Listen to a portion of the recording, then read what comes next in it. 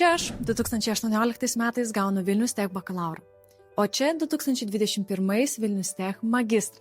O 2025 aš stoviu čia ne kaip studentė, o kaip lektorė. Vedu dirbtinio intelekto paskaitas Vilnius Tech vadovams.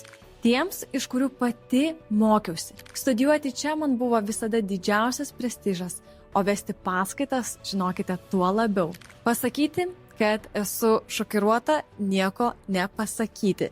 Tai jausmas, kai suvoki, kad visos tos bemiegės naktis, visi bandymai, testavimai, klaidos, viskas, ką kūrei, vedė ten, kur tikriausiai ir reikia. Per visus šios metus aš išmokau integruoti dirbtinio intelekto sprendimus, kurti sistemas ir svarbiausia, nebijoti keistis. Ir dabar galiu dalintis tuo su tais, kurie kažkada augino ir mane.